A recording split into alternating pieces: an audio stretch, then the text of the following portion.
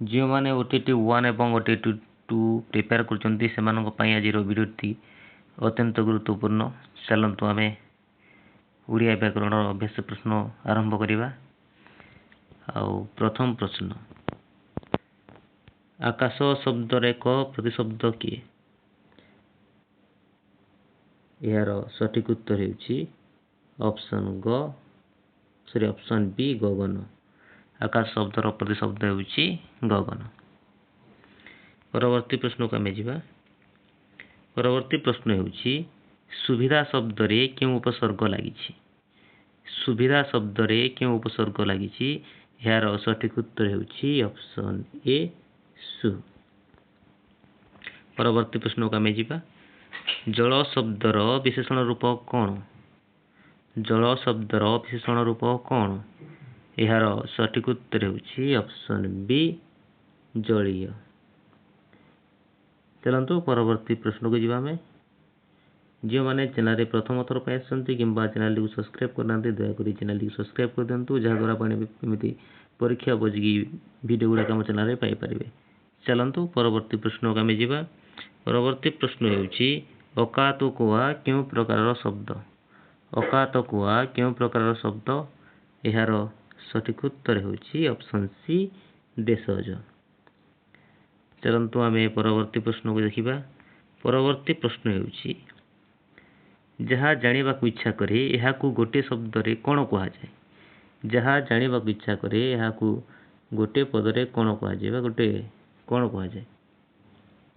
यार सठिक उत्तर होउछि option A जिज्ञासु। चलतु आम परवर्ती प्रश्न को जीवा। परवर्ती प्रश्न होउछि अमृत शब्दर विपरीत शब्द कौन? अमृत शब्दर विपरीत शब्द कौन?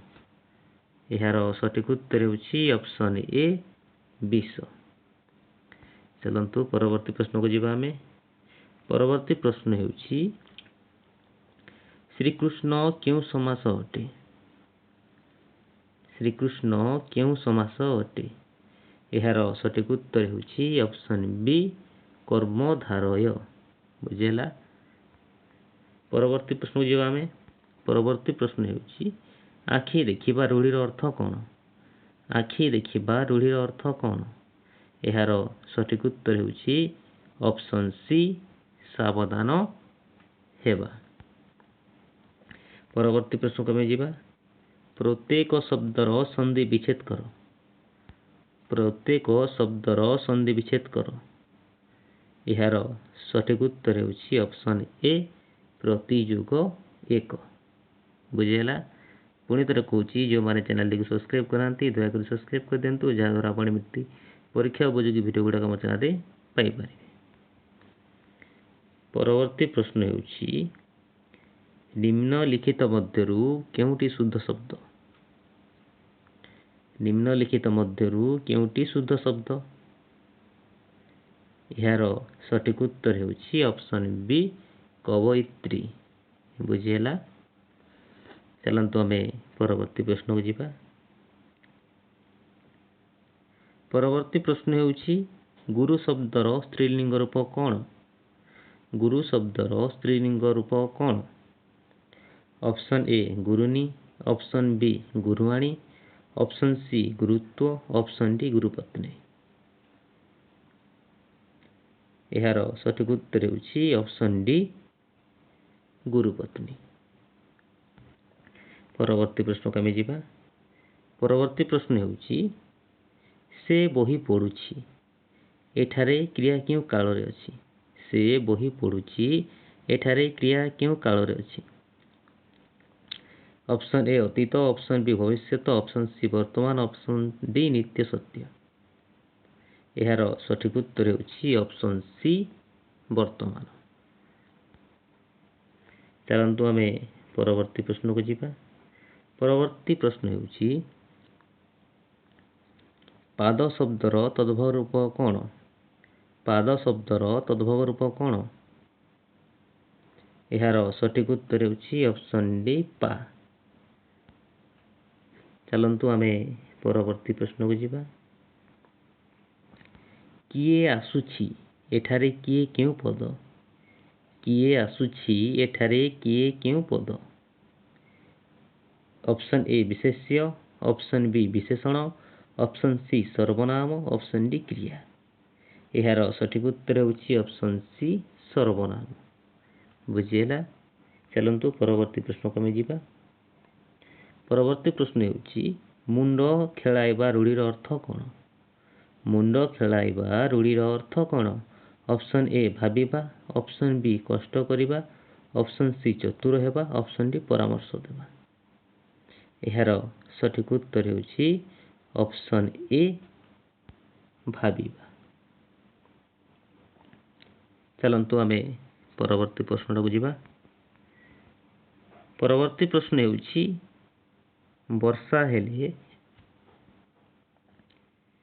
ଫସଲ ଭଲ ହେବ। ଏହା କେଉଁ ପ୍ରକାରର ବାକ୍ୟ? ବର୍ଷା ହେଲେ ଫସଲ ଭଲ ହେବ। ଏହା କେଉଁ ପ୍ରକାରର ବାକ୍ୟ? ଅପସନ୍ ଏ ସରଳ, ଅପସନ୍ ବି ଜଟିଳ, ଅପସନ୍ ସି ଯୌଗିକ, ଅପସନ୍ ଡି ବିସ୍ମୟ ସୂଚକ। ଏହା ହେଉଛି ତୁମମାନଙ୍କ ପାଇଁ ହୋମୱାର୍କ। ଉତ୍ତର ନିଶ୍ଚିତ ଭାବରେ କମେଣ୍ଟ ବକ୍ସରେ ଜଣାଇବେ। ଚାଲନ୍ତୁ ପରବର୍ତ୍ତୀ ପ୍ରଶ୍ନକୁ ଆମେ ଯିବା। ପରବର୍ତ୍ତୀ ପ୍ରଶ୍ନ ହେଉଛି ନଦୀ ଶବ୍ଦର ବହୁବଚନ ରୂପ କ'ଣ? ନଦୀ ଶବ୍ଦର ବହୁବଚନ ରୂପ କ'ଣ? ଅପସନ୍ ଏ ନଦୀମାନେ, ଅପସନ୍ ବି ନଦୀଗଣ, ଅପସନ୍ ସି ନଦୀବର୍ଗ, ଅପସନ୍ ଡି ନଦୀଚୟ। ଏହାର ସଠିକ୍ ଉତ୍ତର ହେଉଛି ଅପସନ୍ ଏ ନଦୀମାନେ। ବୁଝିହେଲା? ଚାଲନ୍ତୁ ଆମେ ପରବର୍ତ୍ତୀ ପ୍ରଶ୍ନଟାକୁ ଯିବା। ପରବର୍ତ୍ତୀ ପ୍ରଶ୍ନ ହେଉଛି ଉପକାରର ବିପରୀତ ଶବ୍ଦ କ'ଣ? ଉପକାରର ବିପରୀତ ଶବ୍ଦ କ'ଣ? ଅପସନ୍ ଏ ଅପକାର, ଅପସନ୍ ବି ପ୍ରତିକାର, ଅପସନ୍ ସି ଅନୁକାର, ଅପସନ୍ ଡି ବିକାର। ଏହାର ସଠିକ୍ ଉତ୍ତର ହେଉଛି ଅପସନ୍ ଏ ଅପକାର। ଉପକାରର ବିପରୀତ ଶବ୍ଦ ହେଉଛି ଅପକାର। ବୁଝିହେଲା? ଚାଲନ୍ତୁ ଆମେ ପରବର୍ତ୍ତୀ ପ୍ରଶ୍ନଟାକୁ ଯିବା। ପରବର୍ତ୍ତୀ ପ୍ରଶ୍ନ ହେଉଛି କେଉଁଟି କୃଦନ୍ତ ପଦ? କେଉଁଟି କୃଦନ୍ତ ପଦ? ଅପସନ୍ ଏ ପଢ଼ିବା, ଅପସନ୍ ବି ପାଠକ, ଅପସନ୍ ସି ଚାଲିବା, ଅପସନ୍ ଡି ଉପରୋକ୍ତ ସମସ୍ତ। ଏମାନଙ୍କ ଭିତରୁ କେଉଁଟା କୃଦନ୍ତ ପଦ? ଏହାର ସଠିକ୍ ଉତ୍ତର ହେଉଛି ଅପସନ୍ ଡି ଉପରୋକ୍ତ ସମସ୍ତ। ବୁଝିହେଲା? ଚାଲନ୍ତୁ ଆମେ ପରବର୍ତ୍ତୀ ପ୍ରଶ୍ନଟାକୁ ଯିବା।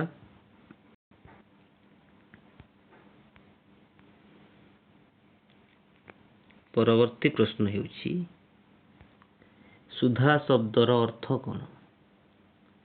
ସୁଧା ଶବ୍ଦର ଅର୍ଥ କ'ଣ? ଅପସନ୍ ଏ ସୁନ୍ଦର, ଅପସନ୍ ବି ଅମୃତ, ଅପସନ୍ ସି ବିଷ, ଅପସନ୍ ଡି ସୁଗନ୍ଧ। ଏହାର ସଠିକ୍ ଉତ୍ତର ହେଉଛି ଅପସନ୍ ବି ଅମୃତ। ବୁଝିହେଲା? ସୁଧା ଶବ୍ଦର ଅର୍ଥ ହେଉଛି ଅମୃତ, ଯେଉଁଟା ଆମର ଅମୃତ ପିୟୁଷ ମଧ୍ୟ କୁହାଯାଏ ଅମୃତକୁ। ଆଉ ଯେଉଁଟା ବିଷ ସୁଗନ୍ଧ, ଏଇଟା ତ ହେବ ନାହିଁ, ସୁନ୍ଦର ବି ହେବ ନାହିଁ, ବିଷ ହେବ ନାହିଁ, ସୁଗନ୍ଧ ହେବ ନାହିଁ। ତାର କରେକ୍ଟ ଆନ୍ସର୍ ହେଉଛି ଅମୃତ। ବୁଝିହେଲା? ଆଜିର ଭିଡ଼ିଓରେ ଏତିକି ଥିଲା। ପୁଣି ନେକ୍ସଟ ଭିଡ଼ିଓରେ ଦେଖା ହେବା। ଆପଣ 20ଟି ନମ୍ବରରୁ କେତେ ମାର୍କ ରଖିଲେ ନିଶ୍ଚିତ ଭାବରେ କମେଣ୍ଟ ବକ୍ସରେ ଜଣାନ୍ତୁ। ଏବଂ ଯେଉଁମାନେ ଚ୍ୟାନେଲଟିକୁ ସବସ୍କ୍ରାଇବ୍ କରିନାହାନ୍ତି ଦୟାକରି ଚ୍ୟାନେଲଟିକୁ ସବସ୍କ୍ରାଇବ୍ କରିଦିଅନ୍ତୁ। ଧନ୍ୟବାଦ।